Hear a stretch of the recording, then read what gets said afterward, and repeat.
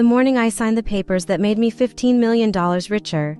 I sat alone at my kitchen table eating cold oatmeal from a chipped bowl my late wife Eileena had bought at a yard sale in 1987. I didn't pop champagne, I didn't call anyone. I just sat there, 71 years old, watching the sun come up over my backyard garden, and I thought about how none of it meant what it was supposed to mean. That was the morning. Everything was about to fall apart in ways I never saw coming. Starting with a phone call from the one man I thought I could trust with my life. My name is Gerald Hamann. For 38 years, I built Hamann Precision Parts from a two-car garage in Dayton, Ohio into one of the most respected mid-sized manufacturing companies in the Midwest. We made specialized components for aerospace clients, tiny intricate things that had to be perfect because imperfection in my industry didn't mean a product recall. It meant a catastrophe 30,000 feet in the air. I had poured everything into that company, my back, my weekends, my hair. 3 months after Eileena passed from pancreatic cancer in 2019. I was back at the plant at 6 o'clock in the morning, because sitting in a quiet house was a kind of grief I didn't have the vocabulary for. Work was the only language I still knew how to speak. When the acquisition offer came from Meridian Aerospace Group in the fall of last year, it wasn't a surprise. I had been quietly preparing for it for 2 years. $15 million for full acquisition of assets, intellectual property, and client contracts. Clean, fair, the number my financial advisor said I should hold out for. I handed the deal to my lawyer of 22 years, a man named Douglas Pratt. Douglas was 64, silver-haired, and the kind of man who made you feel safe just by being in the same room. We had been through everything together: Elena's estate, a lawsuit from a former supplier, a tax dispute with the IRS that had aged me 5 years. I trusted Douglas Pratt the way I trusted very few people in this world, completely without conditions, which is why when he called me 3 days before the final signing, what he said knocked the air straight out of my chest. "Gerald," he said, his voice slower than usual, careful in a way that made me sit up straighter. "I need to ask you something, and I need you to hear me out before you say anything, all right?" I said.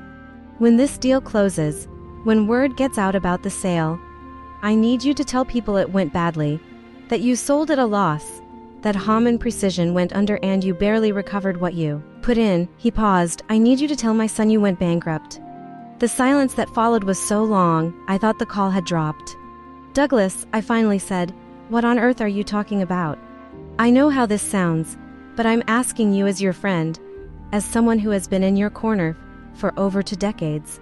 Please just do this one thing for me." I asked him why. He wouldn't tell me. He said it was complicated. He said he would explain everything soon.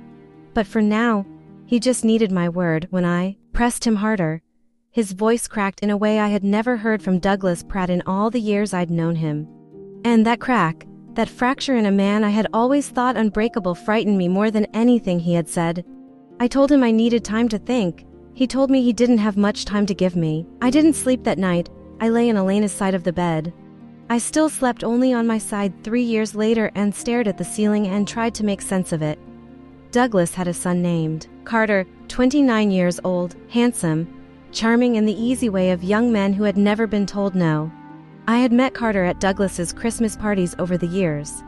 A finance guy, I recalled, private equity, always dressed like he had somewhere more important to be. The next morning, I called my grandson Marcus. He was 26, worked in tech in Columbus, and had a gift for finding information that I had always found both impressive and slightly alarming. I didn't tell him everything, I just gave him Carter Pratt's name and said I needed to understand his professional situation. Marcus called me back in for hours. "Grandpa," he said slowly, "where did you get this name?" "Why?"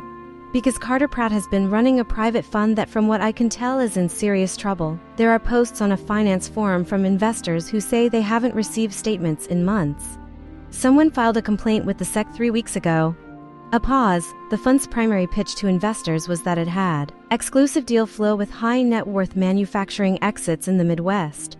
I set the phone down on the kitchen table and stared at my garden for a long time. Douglas's son had been using his father's client relationships, using me, my reputation, my name without my knowledge to attract investors into a fund.